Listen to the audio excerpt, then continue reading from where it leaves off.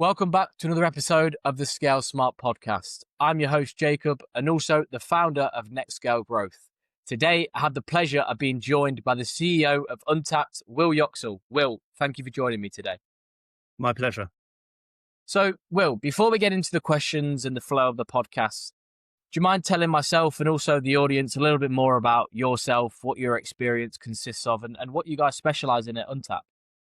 Sure, no worries. I'm Will Yoxall. I had a long career of about 20 years as a engineer, going through various sort of senior tech lead roles up to CTO. It was a number of the projects that I was working on for other people where we implemented features and products that were very successful that made me realize there was a gap in the market in the UK where there's lots of agencies out there that focus on amazing technology or design-led UX, but not all of them focus on solving the real business challenges and ultimately driving bottom line and return on investment for their clients directly. So that was what I set up Untapped to do.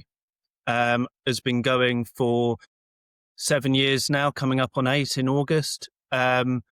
We've had the pleasure of working with a host of really interesting and exciting startups, scale-ups, and enterprise businesses. It's an enjoyable ride every day. Well, sounds like a good journey so far, and thank you for sharing that. So, Will, you obviously founded Untapped, you said 7 to 8 years ago now, and you've grown it into a full-service digital agency. What would you say are some of the toughest moments and the biggest challenges you've had when it came to scaling the business and growing it to what it is today? I'd say the biggest challenges are twofold. One, which I think every founder out there will resonate with, is juggling, wearing all the hats as the team grows. And not just wearing all the hats and learning to be better at things that you're mediocre at the start, but also the prioritizing and when to wear different hats. So I think that's one that stands out. And then in the kind of mid phase of Untapped's journey, I'd say lead gen was one of the items that I don't want to use the word struggled because I think it's not a fair representation, but we failed to implement a strategy fast enough for our growth and our capabilities. Thankfully now solved that, which is good, but with the power of hindsight, it would have been nice to have done that better, faster, differently the first time round. Would you say, going on to some of them challenges which you just mentioned, what would you say was like the turning point, or what did you do to make sure that them problems got solved and them challenges didn't continue over the long term? For us, and I think this is sort of true of a lot of agencies that go from sort of small to medium to large size, it was stopping being reliant on referral business, which is how a lot of agencies start. We are fortunate enough to great testimonials, and everyone we work with always recommends us to other people. We really go above and beyond. Easy to say, harder to do. Attention to detail, that final 5%, really making sure.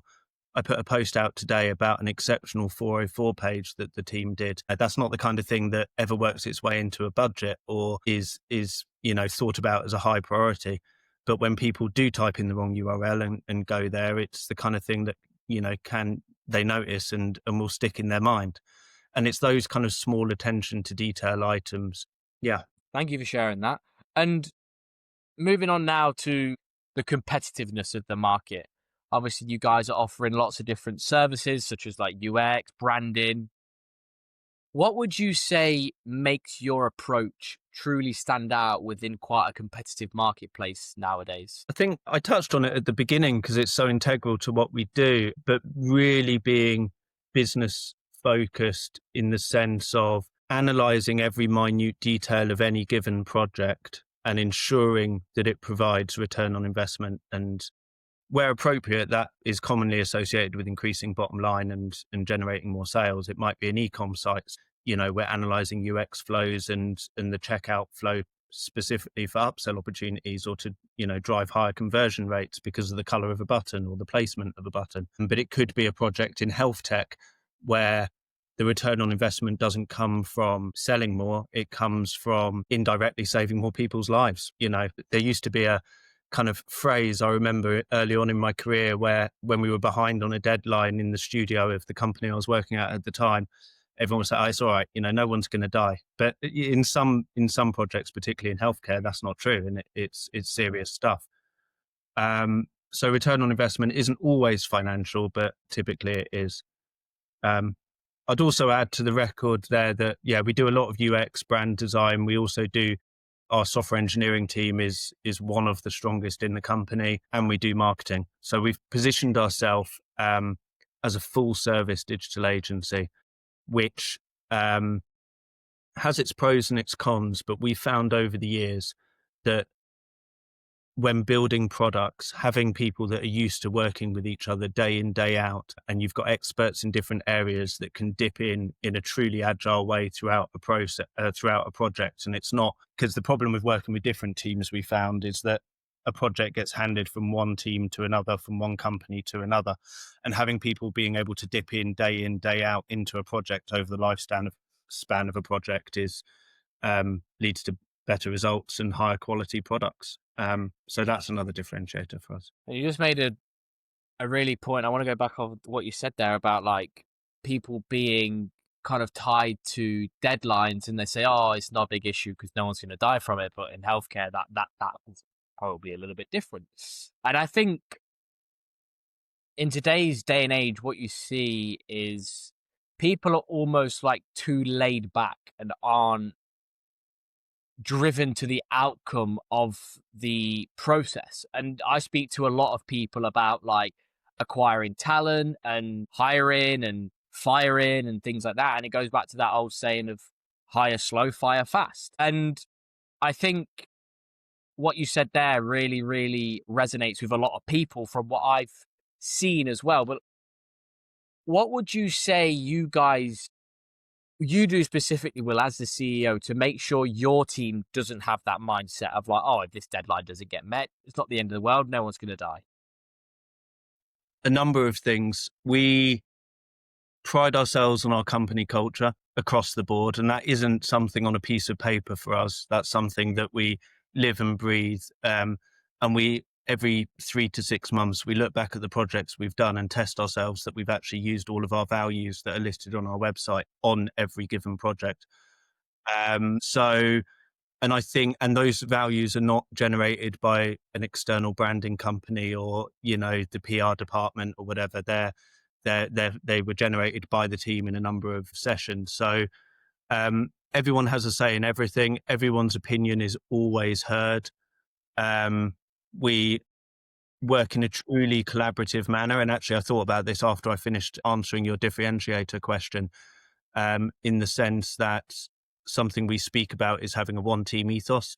And we're not an external party or a set of expert consultants. I mean, we are those things, but we position ourselves as an extension of any team or company that we work with.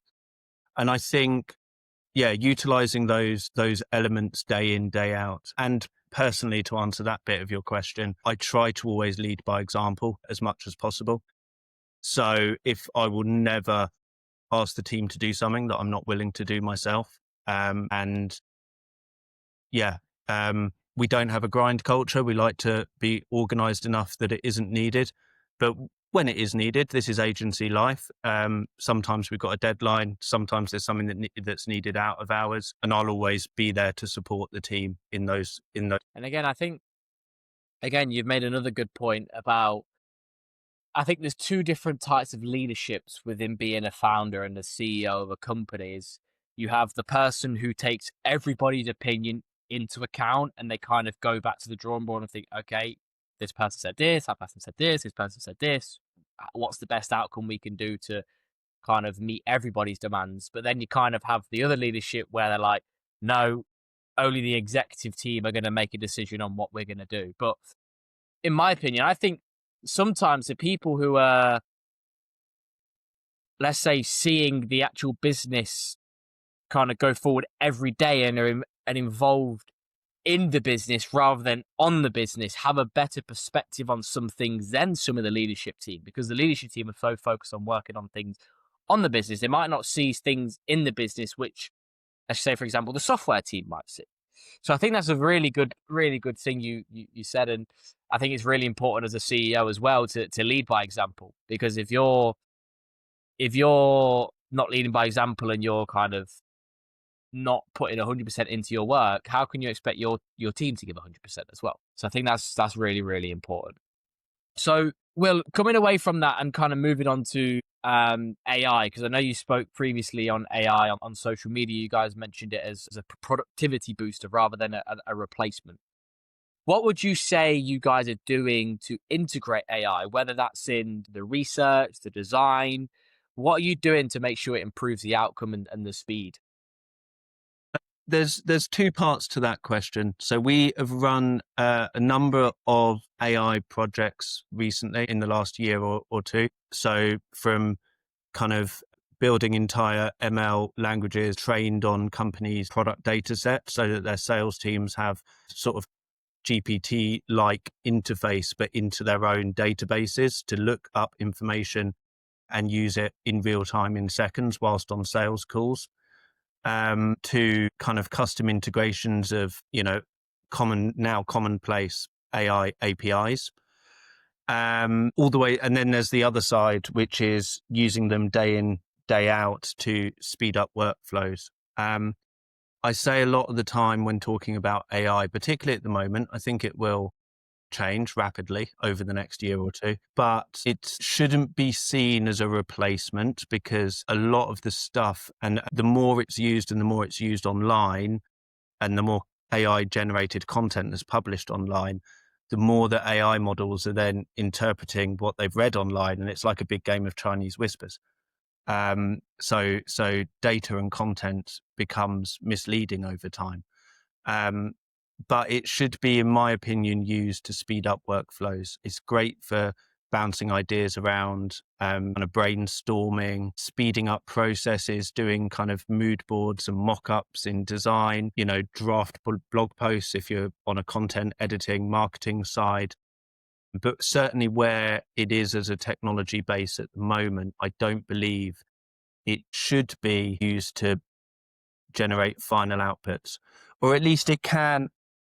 If what you're doing is, and there's plenty of good business models around this, generating, lots of high quantity but average content, then it's fine. But if you're looking to really innovate, push boundaries, and do things that are exceptional, then you can use it to speed up your processes and reduce cost for your clients. That's one thing that so where we plan to use AI in a project to speed up our workflows, we always communicate that transparently and can therefore reduce cost for our clients.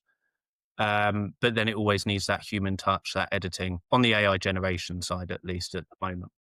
That's not getting into like AI agents. AI agents is a different conversation, and they're hugely powerful. And I think as an industry, we'll be talking about them a lot more in coming years. And just to finish up, Will, over the next 6 to 12 months, what are some of the goals you've got for Untapped in terms of expanding and keeping on growing? For us, we have expansion goals. We have revenue targets, like all well-run companies, but it's about maintaining and pushing the boundary of quality, and innovation. Given what we do for our clients, quality is quality, innovation. So the two go hand in hand.